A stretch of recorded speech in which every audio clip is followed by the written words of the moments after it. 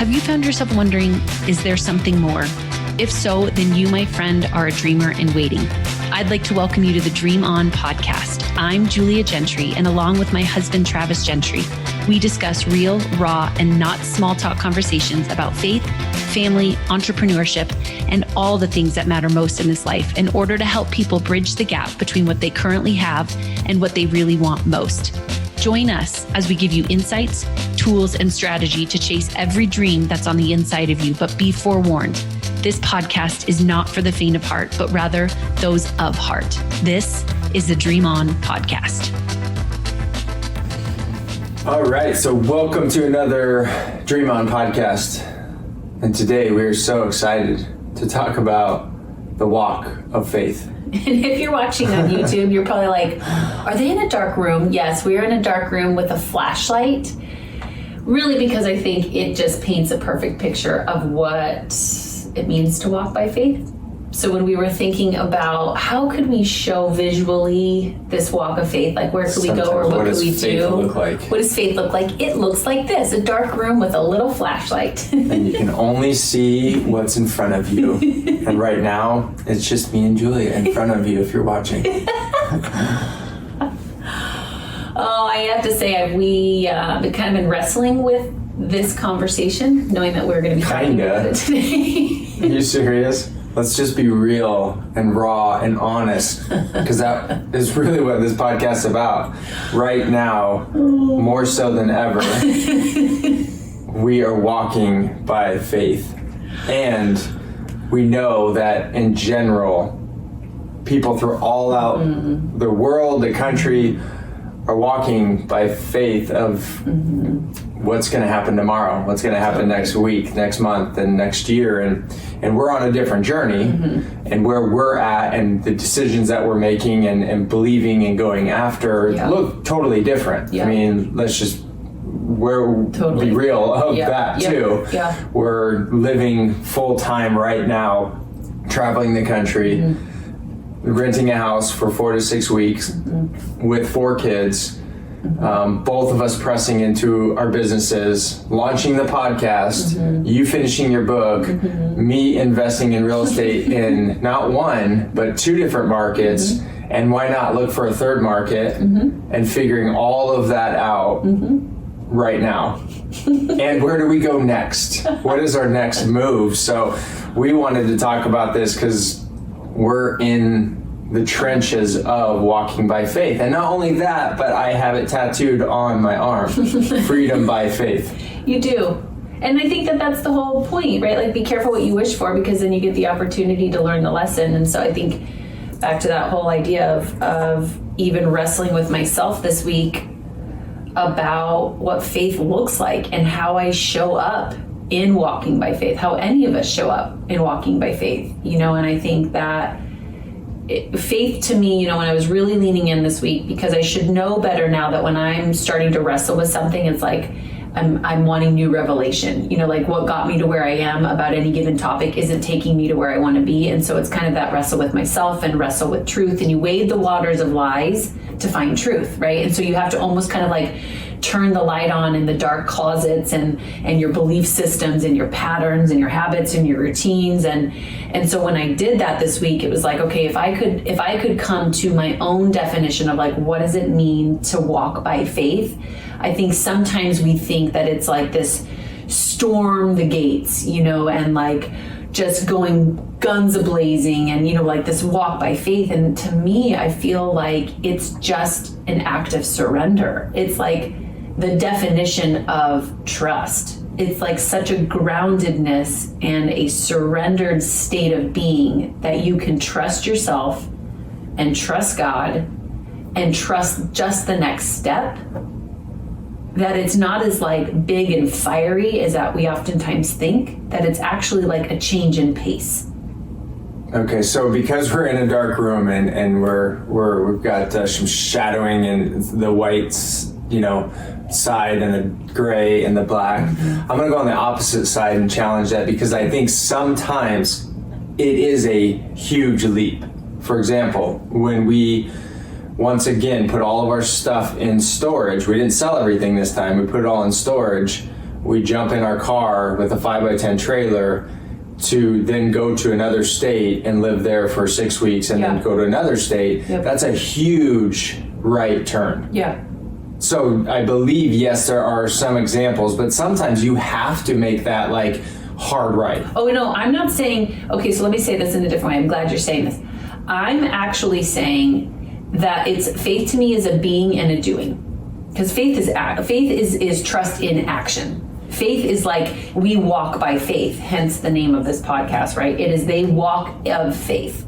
So I'm not saying that it is a surrender state, that I'm not doing anything. I'm saying that emotionally it comes from such a groundedness and a state of being that when you do make that leap, because it is a leap, it's a walk, it is a step by step. I don't know the next step. All I know is this step right here, right now. Even when people asked us 7 weeks ago, well, what is your guys' plan? I honestly looked at them dumbfounded, like, just pack the house.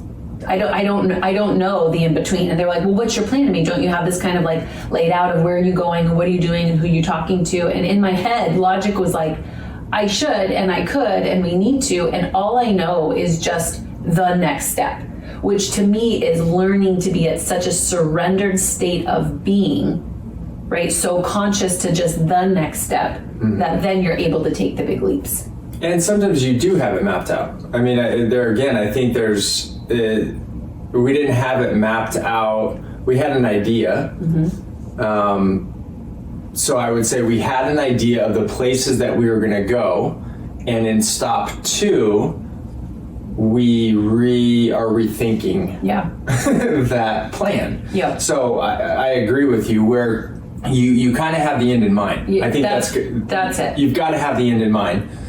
And you have the first or 2 second step, but you don't have to have everything mapped out. Right. I mean, it's the same thing I'm doing in real estate. I have the first few steps mapped out. Yep. I don't have everything mapped out. Totally. I know the end in mind and my goals and what I want to accomplish, but all the in between, now I'm seeing, okay, this leads to step 2. I thought it was going to be this way, but now it's kind of this way. Yeah. But I think that that's the whole point, though. I think that what happens is that we want, if we're not careful, if I want all of the steps mapped out, then it doesn't require any faith. So now we're talking about a different conversation, and I think that the magic is in the in-between of going, I don't want this to look the way that I think it should. I want it to actually be what it could be, right? But it's like even the Bible verse that says, faith is the substance of things hoped for, the evidence of things not seen. That proves that exact point.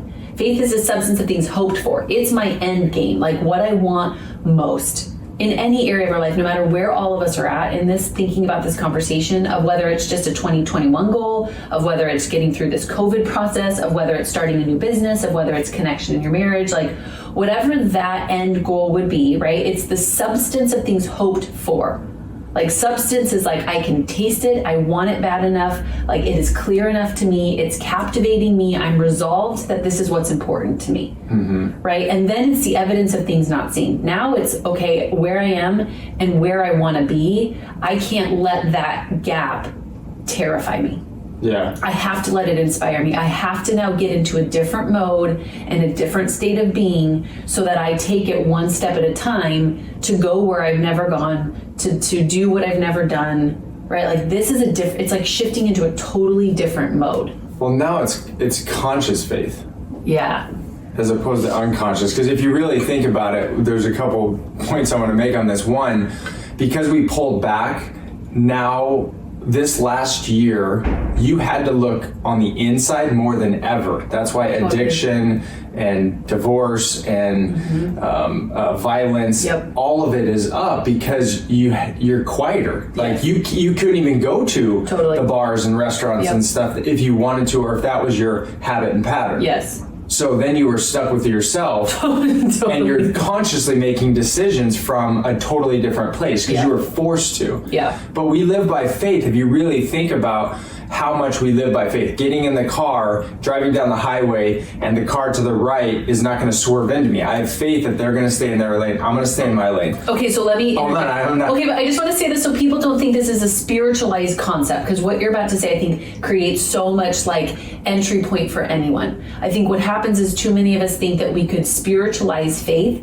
when we just realize like the principles behind faith is what we're after today. Okay, so yes, there is a mental, emotional, physical, and spiritual relatability factor when we're talking about faith today. But I think that this is a perfect example to share that this is not just spiritual. This is a tactical, emotional, mental, like real world, have to understand how this works to leverage the principle. Yeah.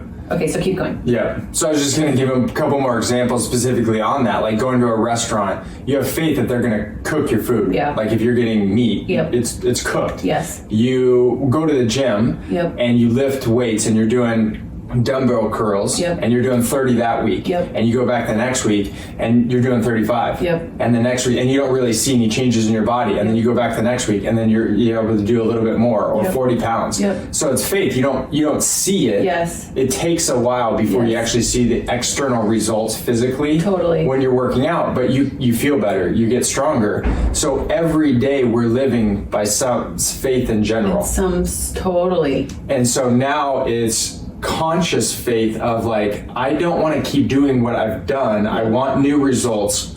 I want a different life. I want to make more money. I want to be fitter, happier, my marriage better. Yeah. So consciously you have to make changes of, I'm going to start to do this, and that's going to get me those results. Totally. And so now you're practicing, and it's going against everything that you have been doing. Yes, which is why you feel like you're in a dark room similar to the one that we're in, right? Which before, maybe you felt like you could see everything, and then you get into a walk of faith, going where you've never gone, doing what you've never done. It's almost like such a transition to now recognize that you're actually, what feels like you're in a dark room with just one step at a time, right? And like all you get to see is one foot in front of the other, just like that Indiana Jones. I love that scene, right, where he's getting ready to cross and he comes to that edge of the cliff and then he looks over and he sees where he wants to be, and then it's like he knows he's going to have to walk by faith, and as soon as he believes, then all of a sudden it's as though the steps appear.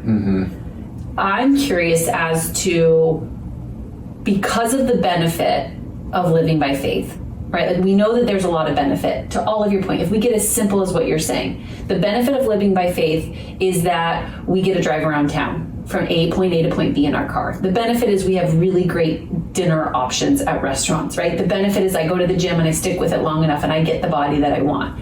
If we know that there is benefit, why are we not doing it more? Like if we know that it has benefit, like the magic of going from where I am to where I want to be and trusting the process, right? And really going just one foot in front of the other. Why, if the benefit is so good, why do we not do it enough? Because comfort kills progress. I don't know where I heard that. It's from The Greatest Showman. Is it? Yes. Yes. I knew it was there. I Jackman, heard baby, is my favorite line of the whole movie. But we know that we've heard it in different ways. But yeah, comfort, like when you're comfortable, it kills progress. And so you get into that habit loop, the pattern of kind of doing the same thing. Well, last year, it disrupted everything that you were doing on a daily basis.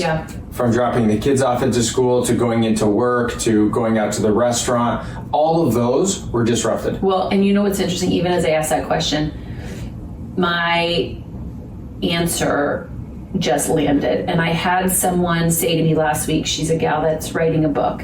And so I was just chatting with her about what's working, what's not. She's just getting ready to market it and launch it and the whole thing. And she said, you know, Julia, the question that I would ask, that question that I asked myself that I would encourage you, which is, what do you have to surrender so that you can pick up something that's better? And I was like, well, I wonder what that means, but I'm going to figure that out, right?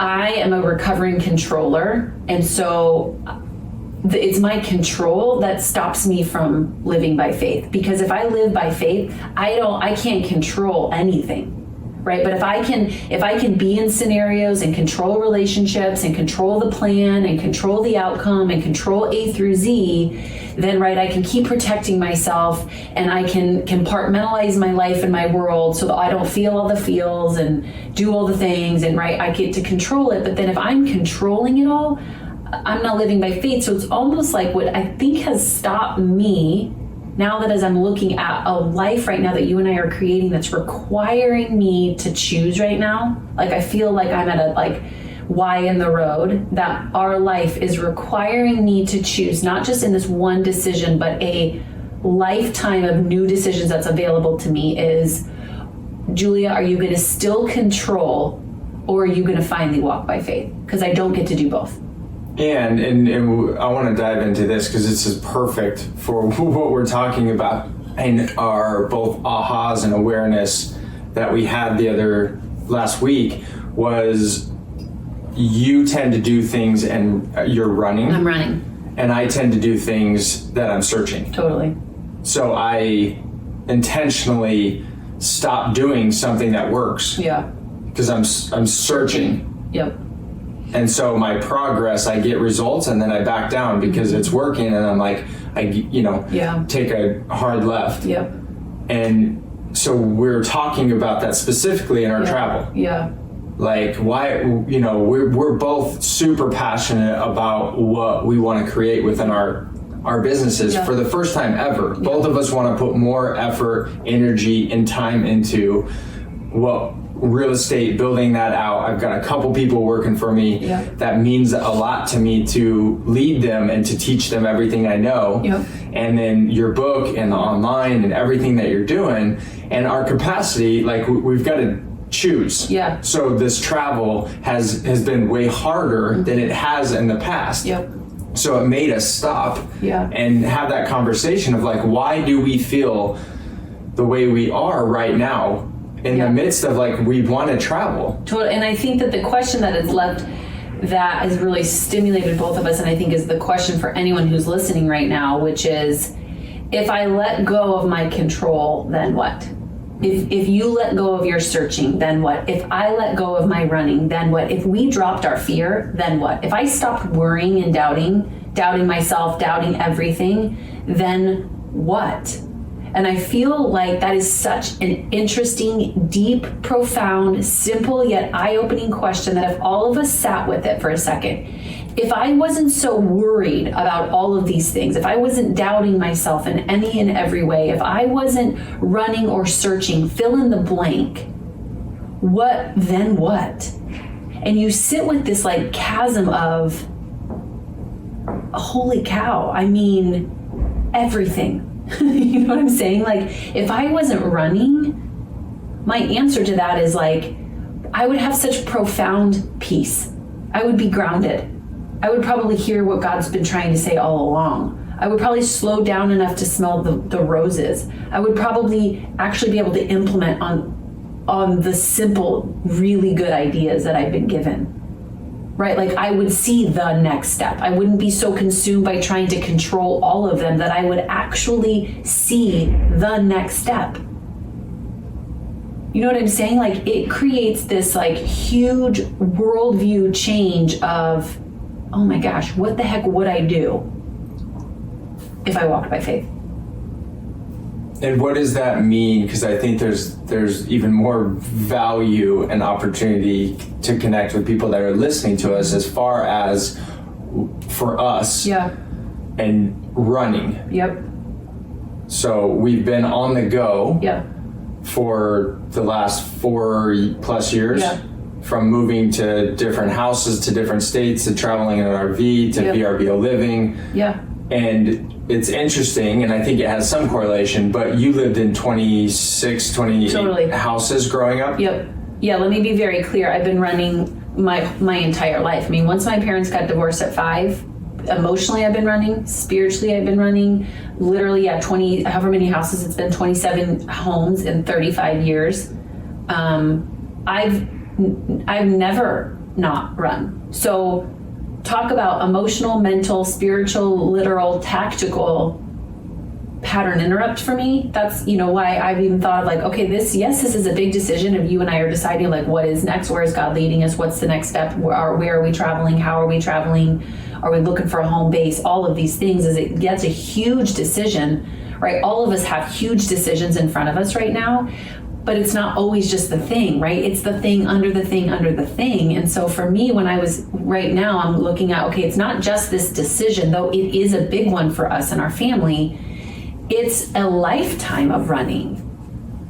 It's a 3 decades of running. So now it's looking at it in a totally different way. I think from last week, for both of us, it was like, wow. Because how I grew up, I moved around when I was real little. I don't remember any of that. And once I did start to remember stuff, I lived in 2 houses. Which is probably why you're searching, because you're looking for something better. And you found me because I'm running, and you're like, I'm going to go wherever she's going. That girl's running. And I'm like, he's searching, so we fit in great. Yeah. That's hysterical. You probably started creating just patterns of searching because you were in the same spot, seeing the same neighborhood, doing the same things, having the same dinners.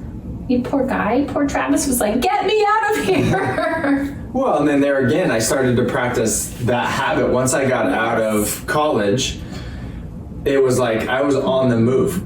Yeah. I mean, from right when I graduated, actually, when I graduated high school and then going up to, the Colorado Mountain College, it was like I was on the move. I was always moving, and I'd sign a lease and then I sublet it. Like I was on the move. Moved to the Virgin Islands, moved to Chicago and Milwaukee, and like I was happy to do that because I think I didn't love. I wanted to see more, and then once I got more, I was like, oh, there is more. Yeah, well, and so now I've practiced that so long for the last 20 years. Yep.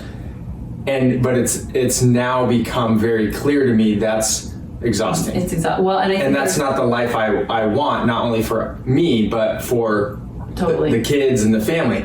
Do we want to travel? Do we want to see new things? Absolutely. Well, and I was just going to say there's a difference between adventure and searching, right? Because I think you are such an adventurer, right? Like you love that, but there's a difference, subtle yet huge difference between adventure and this searching, this longing. Right? One is achievable, one is not. Right? But I think that this is the whole concept of what it means to walk by faith. It's a total change of pace. Like it's a why in the road moment of continuing those habits and cycles and those ways that we protect ourselves mentally and emotionally and literally and spiritually, and actually choosing to go a different way. And changing the pace and changing the tone and surrendering. That's why I use that word surrender, not because it's this white flag, sit back on the couch and just let God do it. No, I'm not talking about that. Faith without action is dead. So even the Bible is so clear about that this isn't one without the other. It's action. It is a verb, right? And so, but I think that it's understanding that it is such a change in pace that surrender would mean like it's just saying yes. Like control and fear and worry and doubt all say no. We're just saying no at all times. Where surrender to me is this like active participation in your life, that you're saying yes to everything that God's bringing you one step at a time, especially when logic isn't there. Like there's no reason and no logic that this says this makes any sense, and yet there's this piece in you that's like, I have to do this. Like this is the thing that God's giving you, or the next step. The boldness, the faith, even though I don't see all the pieces, building the business, even though it's never been done, doing the thing that no one's been done. I mean, if you see activism at its finest, it's just people in action about the things that matter most. So it's just such a different change of pace, and I think that creates a pattern interrupt. I know for me as of lately, and then if we're considering the people that are listening to this right now, it's just a change of pace. Well, now, like I said, you're switching from consciously head down, this is my life, this is the way it is, this is how my spouse is, my job is, this is what I do on a daily, weekly basis, and then I get a couple vacations a year, and this is what my retirement's going to be. I got to put in the time and all the things, and now that's getting disrupted. So now you have two choices. To look at it and deal with it and take it head on. Or basically do what, unfortunately a lot of people are doing, and still kind of burying their head a little bit, and hoping it passes or it goes back to what it was.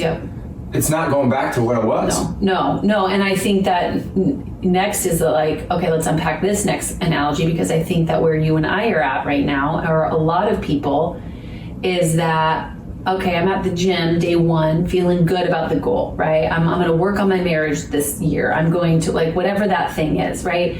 Day one turns into day 7, turns into day 27. And now I'm not seeing the results yet. You know what I'm saying? Like, how do you trust? Because now it's like, now you're walking in faith.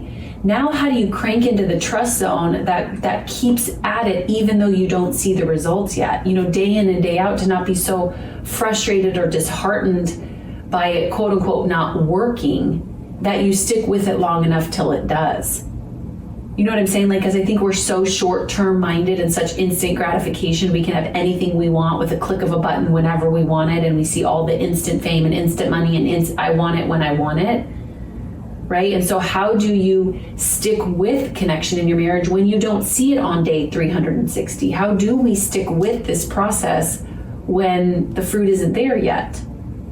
Right? Like the idea that the day you plant the seed and the day that it harvests aren't the same day. You're like, that sounds awesome. Yeah, I get that. And then you live it and you're like, not good. Don't like this. Like, you know what I'm saying? Yeah.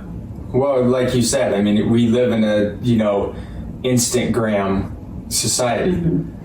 And so you look, and the perception that people put out on social platforms and all the ads of, make money and be fitter quicker, it can be true, because success does leave clues.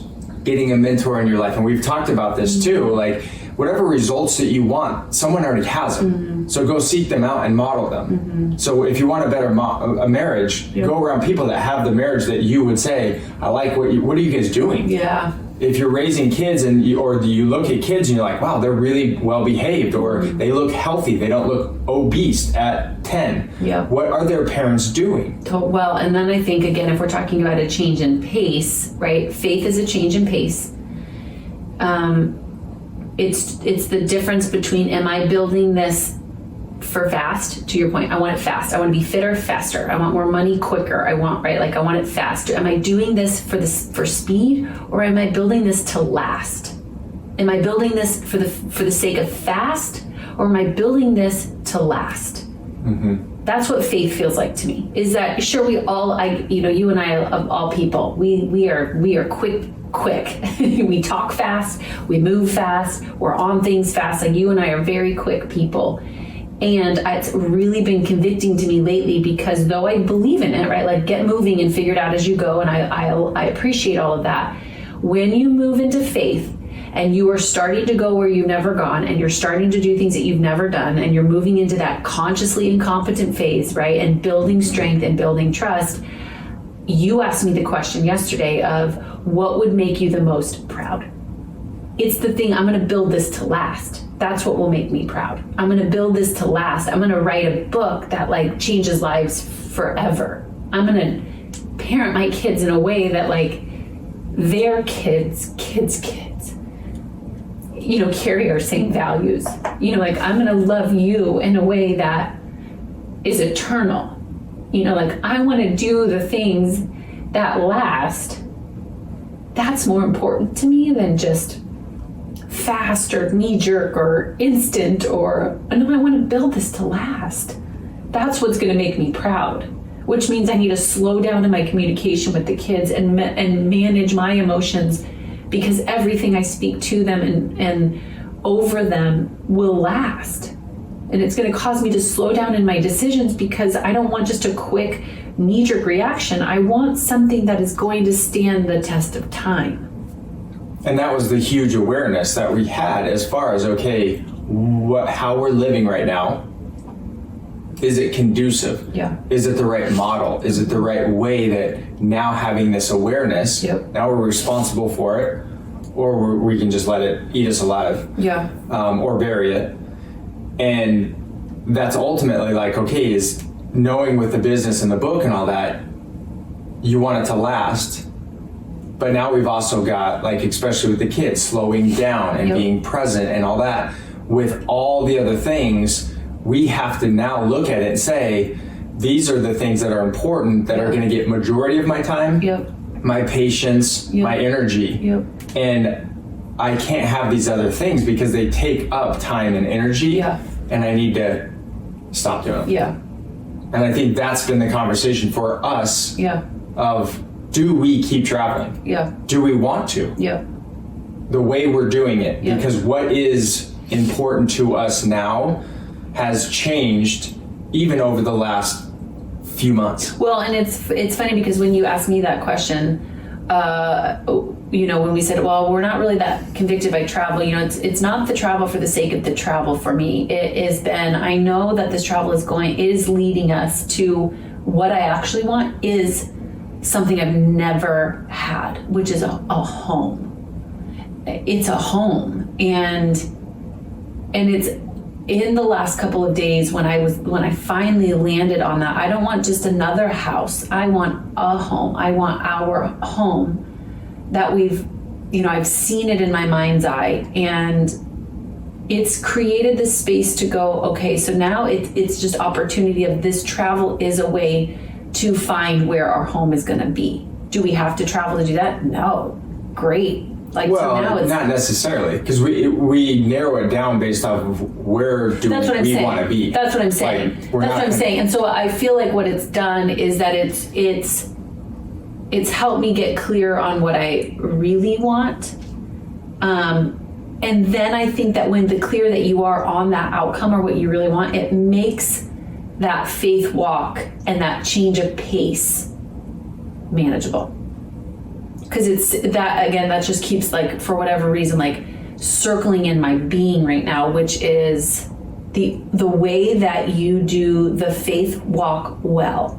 Really the world right now, all of us right now, is you have to recognize it is a change of pace, because I got to get grounded. I got to slow down. I have to be more aware of where I'm at. It's a decision, moment by moment, decision by decision way of living, where we're just used to just being reactive in our to-do lists and our laundry lists and our schedules and here and there and everywhere and so reactive. And now faith is I am responsible for what I know I'm supposed to do in the lane that I'm in and the thing that's in front of me, of doing that really well.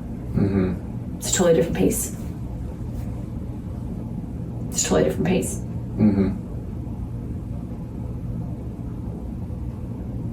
That's good. Well, thanks for joining us. So have fun there walking in the dark with a little flashlight. It's so, there's so much. We've been having this conversation for, the last couple weeks, and it's getting clearer for us. And now it's up to us to make the decision, and that decision may go against, or not necessarily, it goes against what we initially set out, or what we thought it was. Okay, we took action, we got to step 1, we got to step 2. Well, step 3 is starting to look different than we thought it was gonna. But this is so priceless, okay? When we started out, we said, and even if you go to our website, we're traveling the country to awaken dreamers everywhere of really what's possible.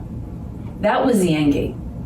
That is the end game. And so the beauty of this, and we didn't say we're going to go out and travel every single month and we're going to all these spots. You and I even just said we didn't have all this booked out ahead of time. Had that really been going to a new spot every month and here's all the spots that we're going, we would have booked all of that out at the very beginning. Intuitively, that would have married what we were really trying to do. The end game for us has been impact. It's been adventure. It's been wealth. Right? Building wealth, something to last, right? It's been doing what's in us to do. It's been something that I think that this is what the whole idea of faith is that we know the outcome, and then I have to let go of my attachment to how I get there.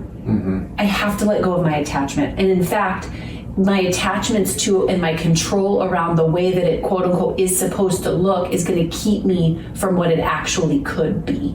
Right? I just believe that God has bigger plans that would wow our socks off if we would just trust him with our plans. Our plans are good, don't get me wrong, the things that come to us and all that, but I feel like we have a God that's can I wow you?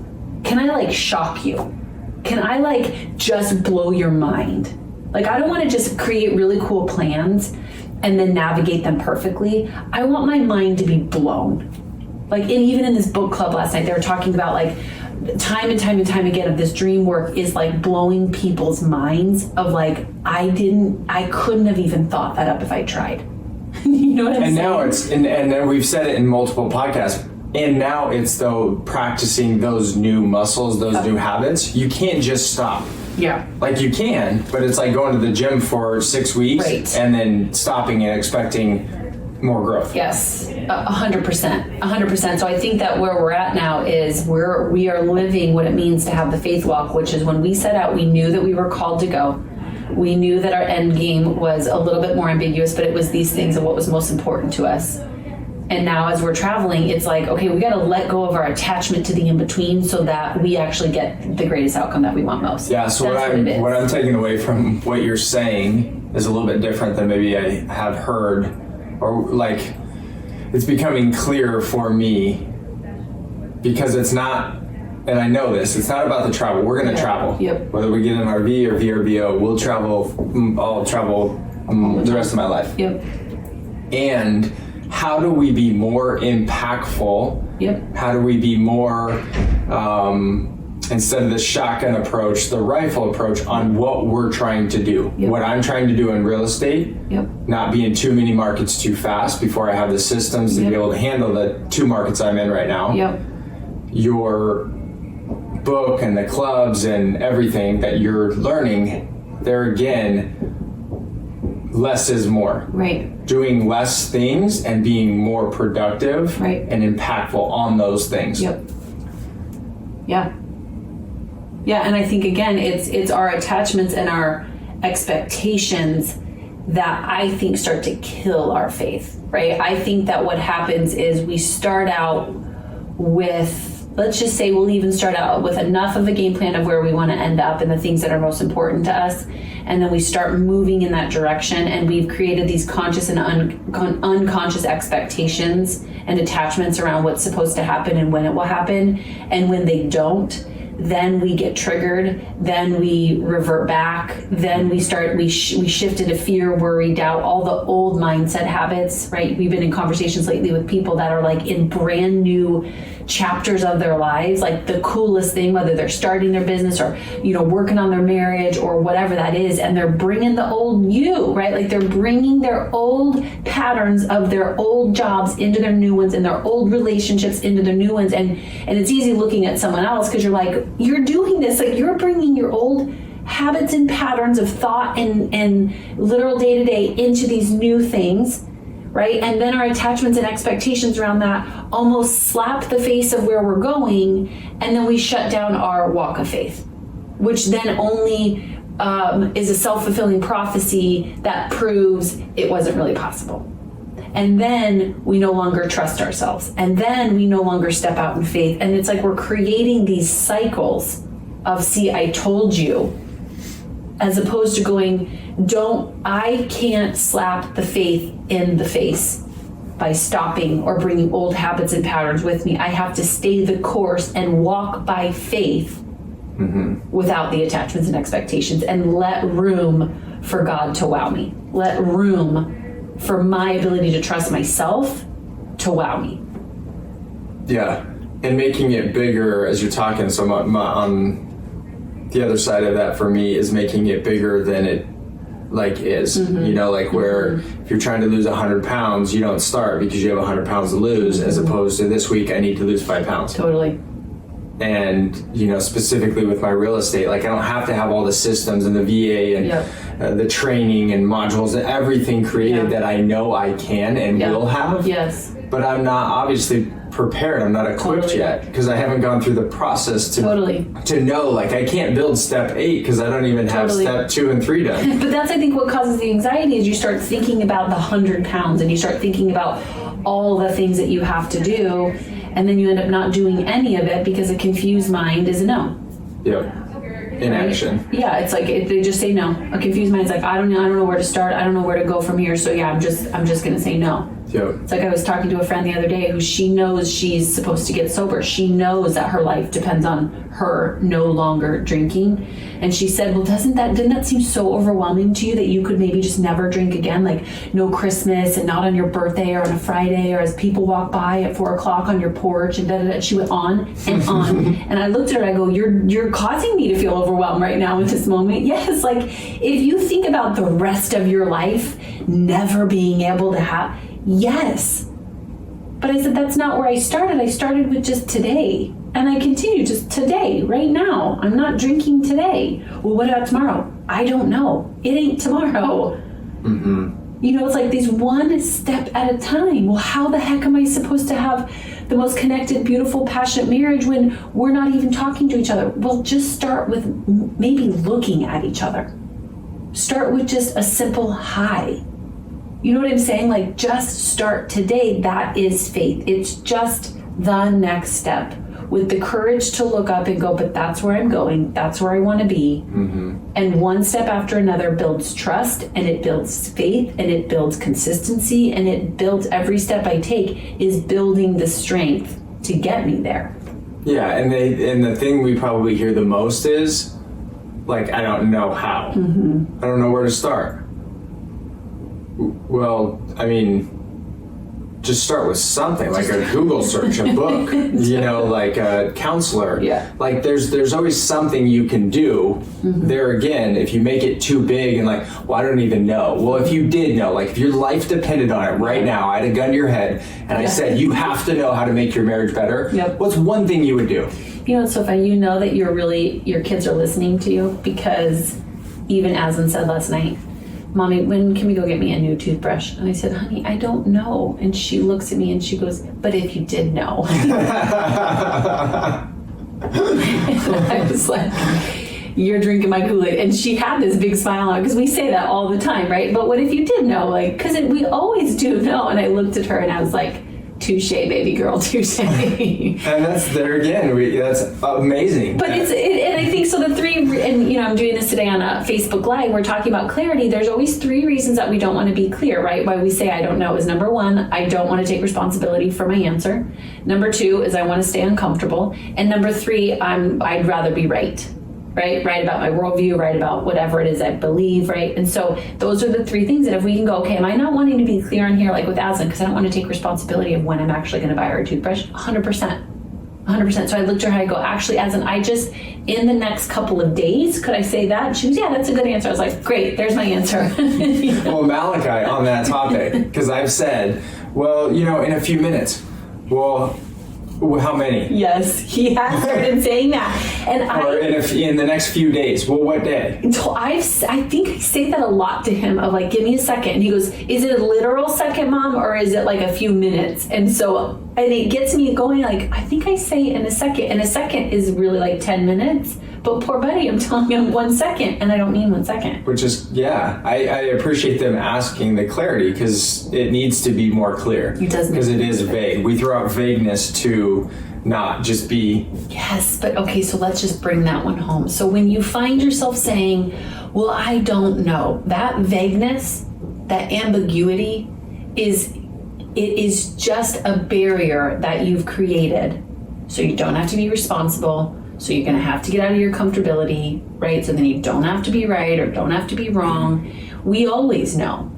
And it's just, I don't need you to know how to get, I don't need you to know all the 100 steps on how to get there. Mm-hmm. I just need you to take responsibility for the first one. Because when you take responsibility for the first step, you will show yourself that you can actually do the second one. And then you'll show that God actually meets you on the third, that he's always been there on the fourth, that you're much more capable on the fifth, that you actually trust yourself on the sixth, right? Like what you're waiting for, the magic is in all of those steps. Well, I want to feel more confident. Move in faith. Well, but I want to trust myself more. Take some steps towards what you want most. Like it's in the action. It's in the walk of faith that we get that. I mean, we could talk about this. So many pictures come to mind. It's almost like when people say like working out. If you haven't worked out in like 10 years or 20, or you haven't been to a gym, I could see, I love the gym. I know my way around the gym very well. Yep. There's certain movements, powerlifting, that's not my thing. Sure. So I wouldn't go and start to act as though I know that. But as far as the gym in itself, I feel very confident. But I could imagine